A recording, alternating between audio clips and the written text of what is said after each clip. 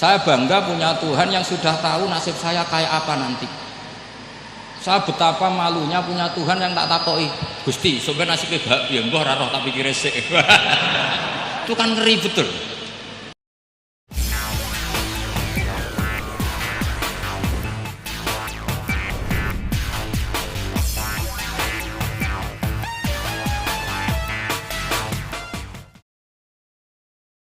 Bismillahirrahmanirrahim. Assalamualaikum warahmatullahi wabarakatuh.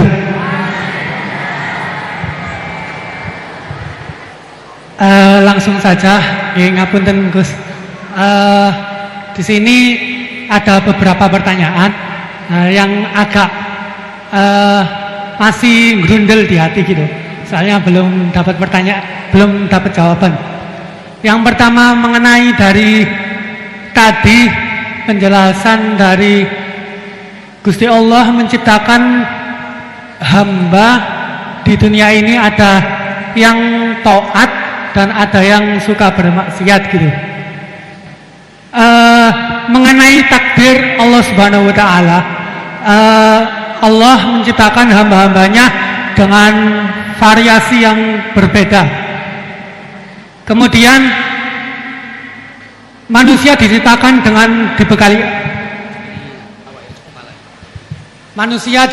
dengan akal untuk membedakan dari setan dan juga malaikat. Kemudian pertanyaan saya, dulu mana Gus antara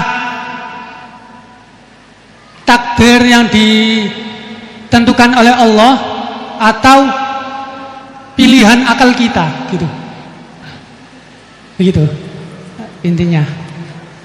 Soalnya kan bukan kalau orang bermaksiat kemudian dulu mana Allah menentukan dia bermaksiat atau akalnya yang memilih untuk bermaksiat. Itu pertanyaan yang pertama. Untuk pertanyaan yang kedua, ngapunten. Untuk pertanyaan yang kedua, intinya kan tadi istihad daripada ulama itu menentukan hukum yang berbeda-beda. Terus kemudian kita sebagai yang hanya tabik saja mengikut, itu bolehkah? Kan dari kata guru saya, kalau hukum fikih itu yang ringan-ringan disebarkan nggak apa-apa. Tapi yang berat-berat dipakai sendiri gitu. Tapi biasanya kan kita kebalikan, yang ringan-ringan soalnya kita tahu ilmunya, kita yang pakai. Terus kalau ada orang yang tanya, biasanya kita yang kasih yang jawaban yang berat-berat daripada hukum fikih. Jadi yang saya tanyakan, kalau berpindah hukum dari awalnya ikut imam ini terus kemudian ikut imam ini, itu bagaimana batasan-batasannya gitu. Syukron. Baik, terima kasih. Ini pertanyaan yang ringkas disampaikan cukup panjang. Ini langsung dipun jawab nopon. Oke, monggo Yai. Ini tadi hoax itu, saya waktunya tinggal 10 menit, enak saja. Tidak, saya nanti langsung itu, mungkin langsung ke Jogja, kan jadwalnya itu saya memang ke Jogja. Baru ini saya ke Jogja naik pesawat gara-gara hormat ke Mas Bugen. Sepanjang hidup saya nggak pernah ke Jogja naik pesawat, baru ini nanti rencananya naik. Karena tak hitung kalau pakai kereta atau bis nggak menangi ngaji di Jogja. Saya jadwalnya ngaji di Jogja nanti jam 4:30. Begini, itu pertanyaannya betul tadi, itu ngawur betul itu. Karena begini ya, masalah qadha qadar itu kan sudah dibicarakan semua ulama di kitab-kitab. Satu, kita mengikuti ahlul hakikah. Idza dzukiral qadar fa'amsiku. Kalau qadha qadar sudah dibicarakan fa'amsiku, kamu harus diam di situ. Karena pertanyaannya gini, kalau kamu orang soleh, dan semoga Anda pelatihan jadi orang soleh, itu melihat Allah sudah menentukan semua, itu keren. Saya bangga punya Tuhan yang sudah tahu nasib saya kayak apa nanti. Saya betapa malunya punya Tuhan yang tak takoi, Gusti, sampai nasibnya bahagia, mbah ora roh tak pikir sik. Itu kan ngeri betul. Sehingga kalau kamu soleh itu pokoknya bangga kalau Allah sudah tahu apa yang akan terjadi. Nah, soal kepanikan kita kan kadang Engkau nang wis ngerti aku celaka, terus gunanya apa aku sholat? Itu kesalahan kita. Kita kecewa kalau sekarang soleh, kemudian akhirnya tidak soleh dan akhirnya kita masuk neraka. Kekecewaan ini namanya khadun nafsi. Kita hanya mikir diri sendiri. Sebetulnya kalau kita abdan lillah, benar-benar hamba Allah, tetap bangga karena punya Tuhan yang tahu apa yang akan terjadi. Makanya yang dibutuhkan kesalian untuk ngakoni kodok kodar, dibutuhkan kesalian. Kalau tidak kriminal betul. Maka Sayyid Hasan bin Ali, saya hafalkan makalahnya itu. Di antara aturan iman harus iman sama kodok kodar. Untuk menunjukkan innahu la yuqsa kurhan wala yuhlabu kurhan, kata beliau. Supaya kita tahu bahwa Allah itu tidak dimaksiati secara terpaksa. Kamu bisa enggak bayangkan Allah ngeluh gini, sakjane aku ora seneng maksiat tapi saya bisa berbuat apa? Artinya apa? Kalau maksiat dan keburukan tidak khairihi wa syarrihi minallah, itu Allah kan kurhan.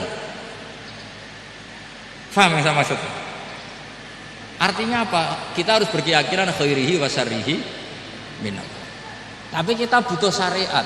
Lalu setiap orang nakal berkelit kersane Allah juga masalah. Maka diteruskan makalah beliau. Waman hammala dzambahu rabbahu faqad fajar.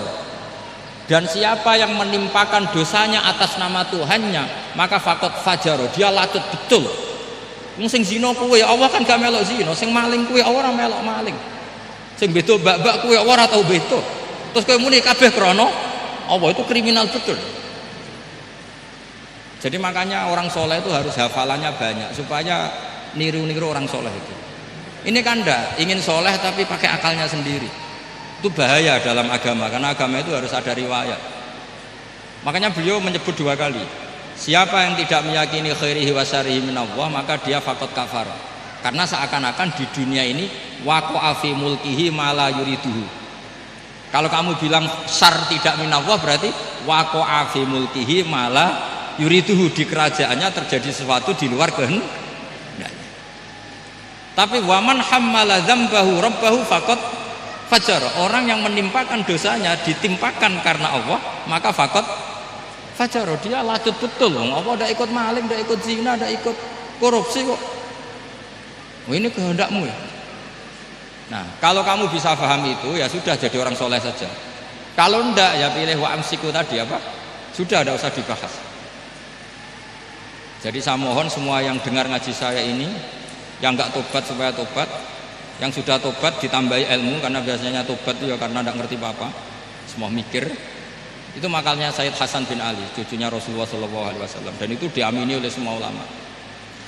Saya pernah ditanya seorang rektor, nggak terima dosen, nggak terima mahasiswa, rektor tanya, Gus, yang benar itu Jabariyah apa Qadariyah?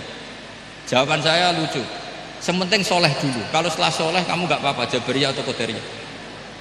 Karena setelah kita soleh, perasaan kita gini, qaddaronillah ala sholat, saya bisa berbuat apa di depan kehendak Allah. Sehingga perasaannya orang soleh ketika mengatakan al-abdu majbur adalah mengatakan la haula wala quwata, asal soleh loh ya, asal soleh. Tapi kalau orang itu tidak soleh, dijawab apa saja ya berengkel loh. Umpamanya natine ra tau tenang sama Allah. Qadariyah juga sama, ini penting.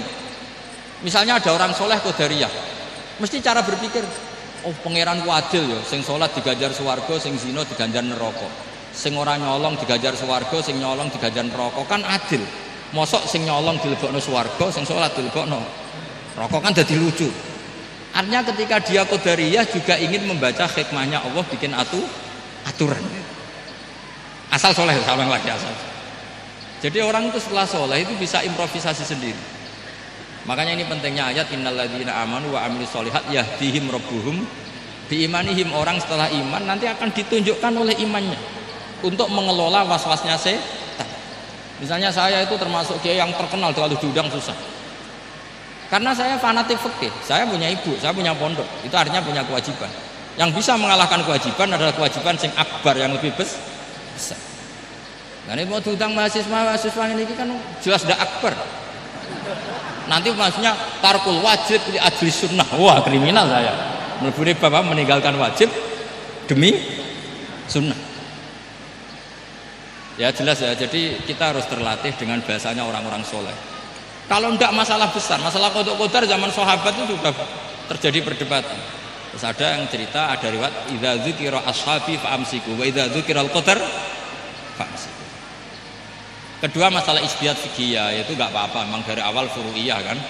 Dari awal furu'iyah. Kalau nuruti ijtihad gini, kalau ada mahasiswa tanya sebaiknya dijawab apa enggak? Mungkin sebagian narasumber sebaiknya dijawab biar marem. Terus sebagian narasumber sebaiknya enggak usah dijawab. Wong mahasiswa ben pinter kok apa-apa takok, gak mandiri.